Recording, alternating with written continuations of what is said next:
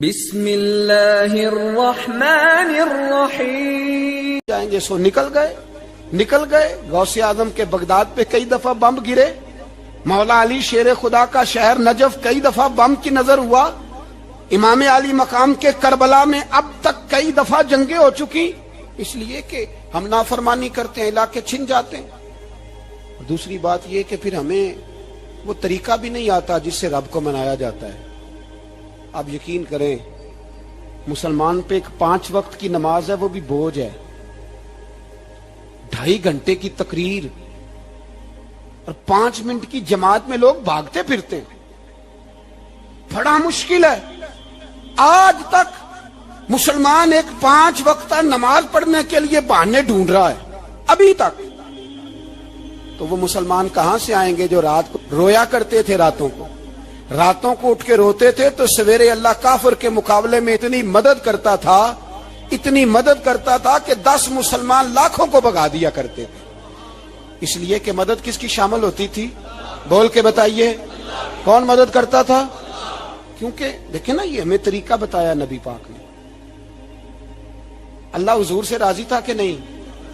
یار اس پہ جلدی بولو. اللہ راضی تھا نا؟ تو بدر کی رات حضور کیا کرتے رہے ساری رات؟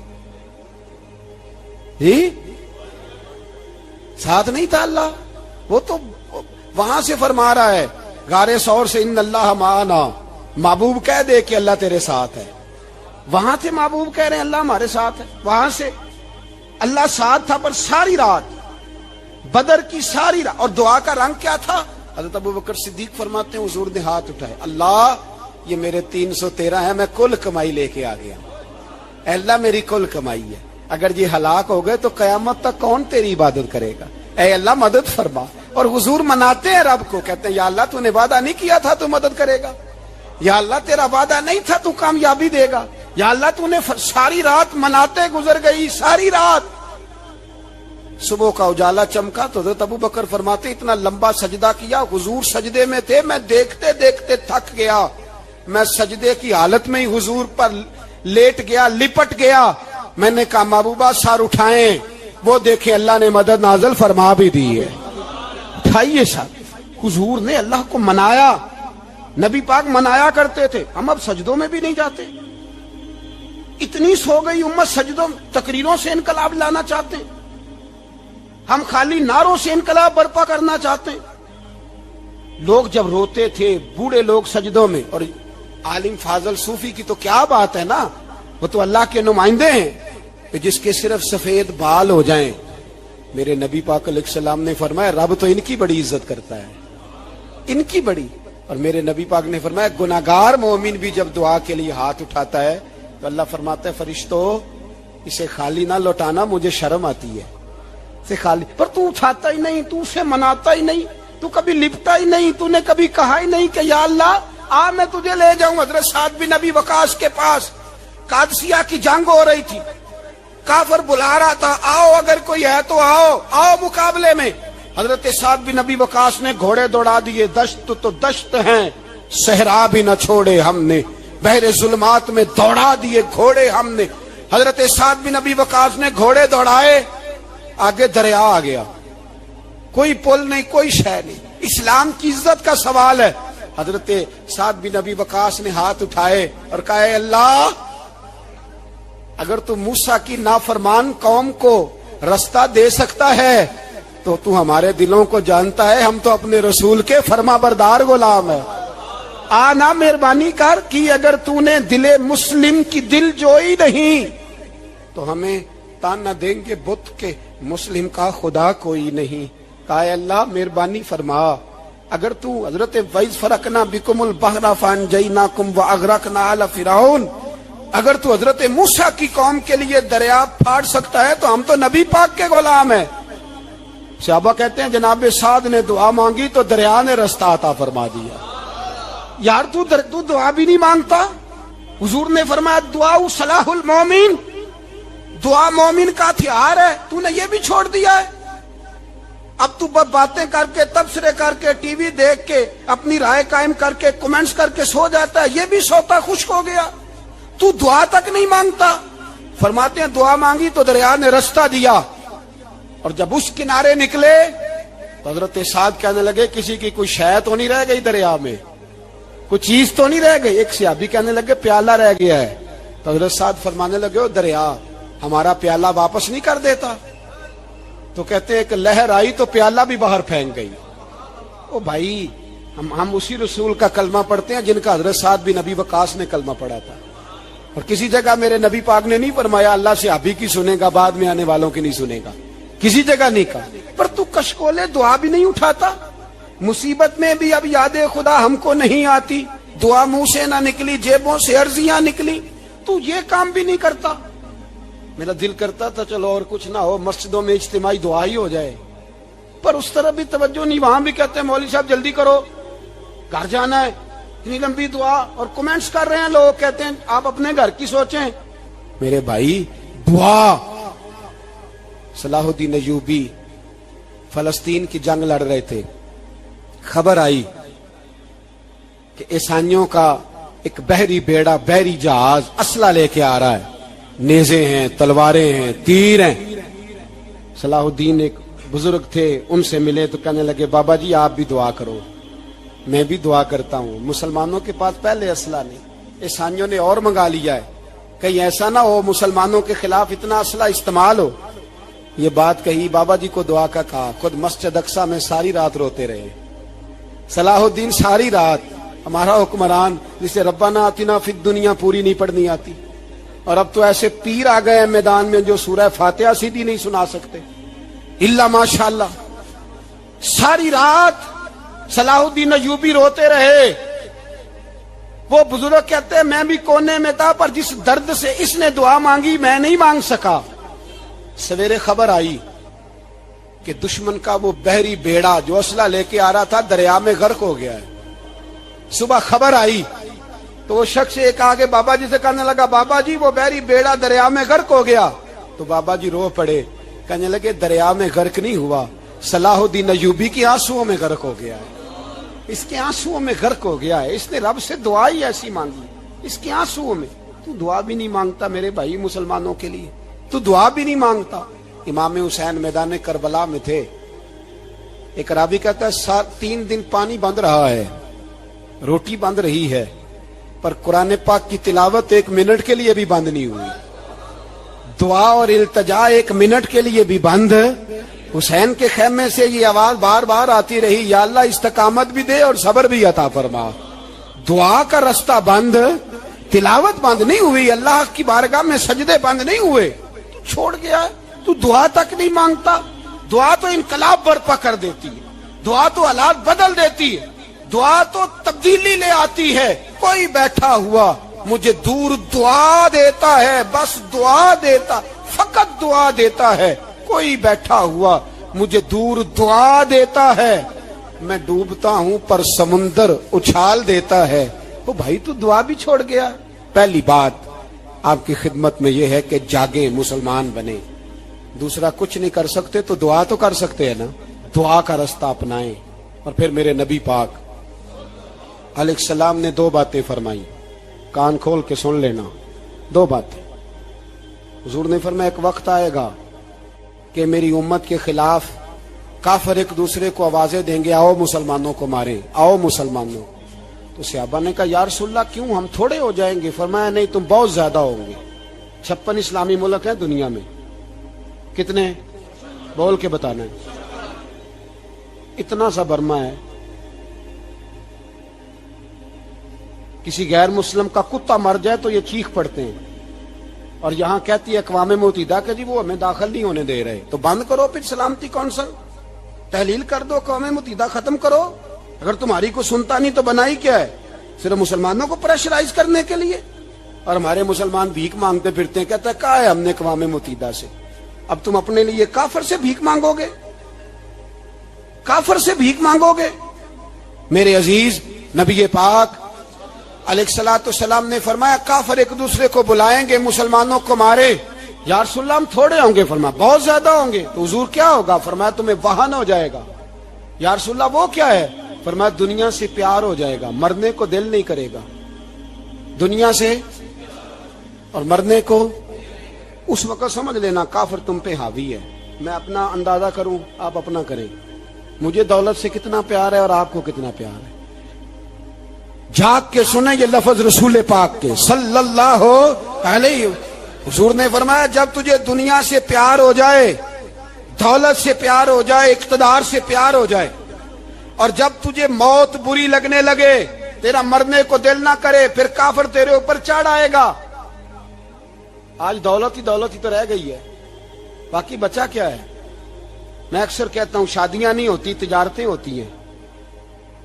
لڑکی والے کہتے ہیں کہ لڑکا زیور کتنا ڈالے گا، لڑکے والے کہتے ہیں لڑکی جہیز کتنا لائے گی. تجارت، ہر جگہ دولت، ہر جگہ پیسہ، ہر جگہ سرمایہ. جہاں جس معاشرے میں تلاوت بکے، نعت بکے، تقریر بکے، اس سے زیادہ اور تباہی کا معاملہ کیا ہوگا؟ میرے عزیز، میرے رسول پاک علیہ الصلوۃ والسلام کے صحابہ کے قریب دنیا داری آ سکی نہیں آئی. حضرت ابو بکر صدیق نے پانی مانگا تو لوگوں نے دودھ دیا، فرمایا پیچھے کرو. ابو بکر نے نعمتیں چھوڑ دی ہیں. اب ابو بکر وہ والا کام کرتا ہے جو رسول پاک نے کیا ہے. فرمایا نہ دودھ شاید پیش نہ کرو، جو مانگتا ہوں بس وہ دو. حضرت ابو بکر صدیق نے بڑے مالدار تھے. حضرت عمر فاروق رضی اللہ تعالیٰ عنہ کے پاس صحابہ کرام جمع ہو کے آئے. کون سا ایسا شخص ہے جس کی تنخواہ میں اضافہ ہو جائے؟ تو لوگ کہتے ہیں نہیں مجھے نہیں چاہیے. پر ہم نے وہ لوگ دیکھے ہیں. حاجی صادق صاحب کو مسجد والوں نے کہا 1000 روپیہ تنخواہ بڑھانی ہے، تو حاجی صاحب کہنے لگے میرا بڑا سونا گزارا ہوتا ہے، مینوں یہ نہیں بڑے نے. حضرت سیدنا عمر فاروق رضی اللہ تو صحابہ اکٹھے ہو کے گئے. کہنے لگے عمر حضور کے زمانے میں بظاہر غربت رہی، جناب صدیق اکبر کے زمانے میں غربت، اب تو بڑی ریل پیل ہے، بحرین سے لاکھوں کا مال آتا ہے، آپ کو بڑے بڑے سفیر ملنے آتے ہیں، پر آپ وہی پرانا کرتا اور وہی تامت جو کئی جگہ سے سی آپ نے کئی جگہ سے پھٹی. اور حضرت عمر ایک دن عید کی نماز پڑھانے گئے تھے تو ننگے پیر ہی چلے گئے. لوگوں نے کہا جوتا، فرمایا ٹوٹ گیا تھا یار، پہننے کے قابل نہیں تھا. فرمایا ننگے پیر آ گئے اور لوگ کیا کہیں گے؟ فرمایا چھوڑو، عمر کے پاؤں ننگے ہیں لیکن عمر کے کردار میں تو کوئی شک نہیں نا، پیر ہی ننگے ہیں نا، کیا ہوا؟ چھوڑو اس بات کو. کوئی پیار نہیں دنیا داری سے، دولت سے، کوئی چکر ہی نہیں. حضرت سیدنا عمر فاروق رضی اللہ تعالیٰ عنہ کو صحابہ نے اکٹھے ہو کے کہا، یہ ہے امت کے بیدار ہونے کے طریقے جو عرض کر رہا ہوں. کہا جناب آپ اب بڑا مال غنیمت ہے اور جس طرح ہر صحابی کا حصہ ہے آپ کا بھی حصہ ہے، تو ایک نیا کرتا ہی ڈال لیں آپ خرید کے. اب جب مشورہ ہو گیا صحابہ میں تو کہنے لگے عمر سے بات کون کرے گا؟ نیا کرتا پہننے کی عمر سے بات کس کو برا لگتا ہے جی؟ نیا کرتا کون بات کرے گا؟ حضرت سیدنا علی المرتضیٰ کا انتخاب ہوا. کہنے لگے مولا علی کی بڑی عزت کرتے ہیں، ان سے بڑا پیار کرتے ہیں، ان سے بات کرتے.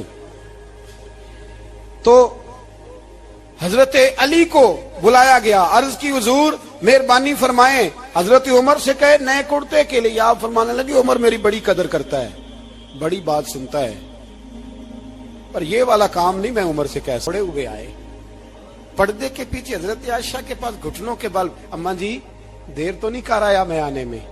حکم ہو. حضور کے گھر سے پیغام آیا، بڑے بڑے سفیروں کو چھوڑ کے بھاگے. حضرت عائشہ صدیقہ کہنے لگی عمر دیکھو جائز پیسے ہوں تو اسلام اچھے لباس سے منع نہیں کرتا، اب بڑا بڑا مال آیا ہے، اب تیرا بھی حصہ ہے، تو صحابہ کرام کی خواہش ہے کہ نیا کرتا پہن لو، بڑے بڑے سفیر آتے ہیں، حرج بھی کوئی نہیں، جائز بھی ہے، کو منع نہیں. حضرت عمر نے گردن جھکا، جی اماں جی، جی اماں جی، جی اماں جی. حضرت عائشہ کہتی ہیں بات ختم ہوئی، عمر نے گردن اٹھائی تو عمر کی داڑھی آنسوؤں سے بھری ہوئی. کہتی ہیں مجھے کہنے لگے اماں جی میں تو صرف مسجد میں دیکھا کرتا تھا، آپ تو مصطفیٰ کو دن رات دیکھتی تھی، جس طرح کے کرتے آمنہ کے لال نے پہنے ہیں مجھے بھی پہنا دو، میں تیار ہوں، میں پہن لوں گا، میں تیار ہوں، پر جس طرح کے میرے نبی نے پہنے. حضرت عائشہ کہتی ہے میں پھوٹ کے روئی، میرا پلو آنسوؤں سے بھر گیا. فرماتی ہیں میں عمر کی بات سنتی گئی تو میرا پلو آنسوؤں سے، میں نے کہا عمر تو جا، تو ٹھیک ہے. فرماتی ہے عمر فاروق سلام کر کے اٹھے، امیر المومنین چلے گئے. اس کونے میں صحابہ چھپے ہوئے تھے، وہ آئے. کہا اماں جی کیا بات ہوئی؟ تو میں پھر رو پڑی. میں نے کہا کیا بتاؤں، تمہیں پرانے کرتے نظر آتے ہیں، اسے محمد عربی کے جلوے نظر آتے ہیں، اسے رسول اللہ کا رنگ نظر آتا ہے، اسے وہ غلامی نظر آتی ہے. عمر کو دنیا سے پیار، اور دنیا سے پیار نہیں تھا. دعا پتہ کیا تھی؟ یوں جھولی اٹھا کے اللہ مرزقنا شہادتن فی سبیلک وجعل موت فی بلد حبیبک. اللہ عمر کو بسترے والی موت نہ دینا، موت شہادت کی دینا. اور میں میدان میں جا کے نہیں مرنا چاہتا، مجھے رسول اللہ کے شہر میں موت چاہیے، باہر جا کے نہیں. یہی میدان لگے مدینے میں، یہی موت آئے، اسباب بنا. میں مدینہ بھی نہیں چھوڑنا چاہتا. او بھائی ان لوگوں کو نہیں پیار تھا. جناب صدیق اکبر کا وصال ہوا تو زہر کے اثر سے، وہ جو آپ کو زہر لگا تھا، بعض مفسرین نے لکھا کبھی کبھی وہ جو سانپ نے ڈسا تھا تو کبھی کبھی اس کا اثر آتا تھا، بس اللہ نے شہادت دینی تھی کبھی کبھی، ورنہ تو بڑی شفائیں تھیں. حضرت عمر شہید، حضرت عثمان، جناب علی، امام حسن، امام حسین، علی اکبر، علی اصغر، حضرت عباس، حضرت سعد بن معاذ، حضرت امیر حمزہ، مصعب بن عمیر. میرے محبوب نے تو لسٹ بنائی شہیدوں کی، لسٹ بنائی شہیدوں کی. شہادت سے پیار کیا رسول اللہ صلی اللہ علیہ وسلم کے غلاموں نے، پیار کیا شہادت سے. اسی لیے تو کافر اٹھ نہیں سکا کہ شہادت سے حضرت سعد بن معاذ رضی اللہ تعالیٰ عنہ کو زخم لگ گیا، جنگ سے زندہ آ گئے لیکن زخم ہے. رو کے کہنے لگے محبوبہ سارے شہید ہو گئے، میں ایسے ہی رہ گیا. حضور نے فرمایا نہیں، رب تجھے بھی شہادت کی موت ہی عطا فرمائے گا. اسی زخم میں پردہ ہو گیا. میرے بھائی حضرت عمر بن جموح رضی اللہ تعالیٰ عنہ 4 بیٹے لے کے احد کے میدان میں آئے. کہا محبوبہ میرے 4 ہی تھے، میں سارے لے آیا ہوں، سارے ہی قبول ہیں؟ اور میں ٹھیک ہے. پھر خود بھی زرہ پہن لی. ایک ٹانگ سے لنگڑے تھے، ٹانگ چھوٹی تھی. حضور نے فرمایا تو نے کیوں لباس پہن لیا ہے؟ کہا حضور میں نے بھی تو جہاد پہ جانا ہے نا. حضور نے فرمایا تیرے 4 بیٹے جو جا رہے ہیں. تو کہا یا رسول اللہ کیا لنگڑے جنت میں نہیں جا سکتے؟ حضور لنگڑے اللہ کو قبول نہیں، میں نہیں جا سکتا. تو میرے نبی پاک صلی اللہ علیہ وسلم نے فرمایا نہیں، جنت تو تیرا انتظار کر رہی ہے. کہا حضور پھر میں بھی جاؤں گا، بچے جائیں گے تو میں بھی جاؤں گا. ایک بی بی احد کے دن 3 سال کا بچہ لے کے گھر سے نکلی. بیبیوں کو کہتی ہے میرا خامد بھی بدر میں شہید ہوا، بھائی بھی اور باپ بھی. آج حضور نے پھر بلایا ہے. دل کرتا تھا کوئی جوان بیٹا ہوتا تو میں پیش کرتی، پر اب میرے پاس یہ 3 سال کا ہی ہے.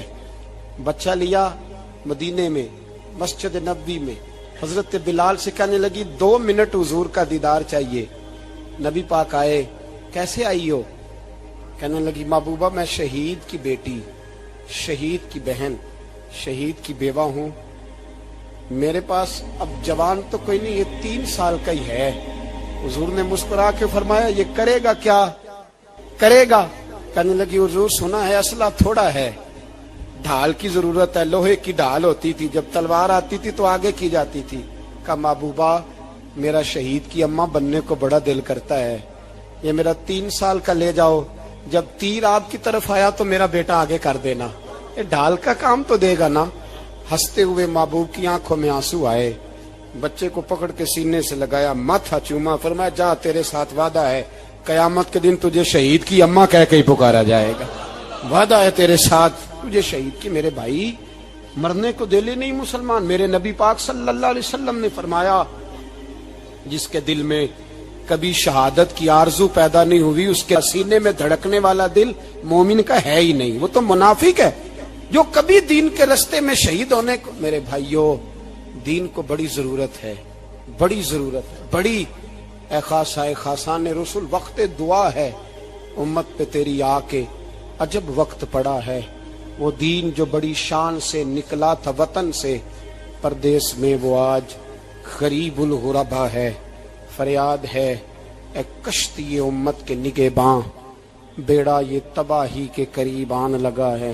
اور ایک شاعر قلم توڑ گیا، کہنے لگا تجھ سے فریاد ہے اے گنبد خضرا والے، تجھ سے فریاد ہے اے گنبد خضرا والے، काबे वालों को सताते हैं कलीसा वाले, तुझसे फरियाद है। ए गुंबद खजरा, अपने अंदर दीन का दर्द पैदा करो, ज़ौक़ पैदा करो, मुसलमान बन के जीना सीखो। जब कोई बरादरी पूछे तो कहो मैं मुहम्मदी होता हूँ, मैं मुस्तफ़वी होता हूँ, मैं रसूलुल्लाह का गुलाम होता हूँ, मैं पहले मुसलमान हूँ, बाकी कुछ बाद में हूँ। खुदारा अपने घर में पर्दा कराओ, खुदारा रिज़्क़ हलाल खाओ। अगर पर्दे ना हो, रिज़्क़ हलाल ना हो तो जज्बा जिहाद पैदा नहीं होता। खुदारा अपने अंदर इनकलाब बर्पा करो, दीन के लिए जीना सीखो। दीन बड़ा तड़पता है, दीन बड़ा रोता है। रसूलुल्लाह आज तजारत करने वाले मिलते हैं, आज सियासत करने वाले मिलते हैं, दीन वाले नहीं मिलते, दीन के दर्द वाले नहीं मिलते। अपील है आपसे, आज रात 2 नफल पढ़ के और कुछ ना हो सके तो मुसलमानों के लिए दुआ जरूर कर देना, उनके लिए दुआ जरूर कर देना। अपने आप को बेदार करो, बेदार करो। भाई हम तो आज तक इसलिए डर रहे हैं कि हमारा चेहरा ही नबी पाक जैसा नहीं बन सका, तो दाढ़ी रखने में भी हम डरते हैं, नमाजी बनने, मस्जिद आबाद करने में, मुसलमान कहलाने में भी तो खौफ है। तो बतलाओ ना, इससे आगे बात कब चलेगी? जिहाद की बात तो बड़ी आगे जाके। बदल जाओ, रसूलुल्लाह का गुलाम बन के जीना सीखो। नबी पाक सल्लल्लाहु अलैहि वसल्लम की गुलामी का पटा अपने गले में डालो। यही इमाम हुसैन की सोच है, यही इमाम अली मकाम का पैगाम है। इसको कभी फरामोश न करना। इमाम हुसैन हमें बता गए, सारा कुछ लुट जाए पर दीन के अंदर कोई नक्स वाक़या ना होने पाए। कोई शराबी, कोई बेईमान, कोई लुटेरा कभी उसके सपोर्टर ना बनना। हमेशा, वो किसी शायर ने कहा था, हमसे ना रकम होंगे कसीदे यजीद के। किसी ने कहा, किसी जालिम ने, मेरी सपोर्ट कर, मेरी बात कर, तो उसने कहा हमसे ना रकम होंगे कसीदे। तो हज़रत राबिया बसरिया फरमाने लगी, छोड़ दे,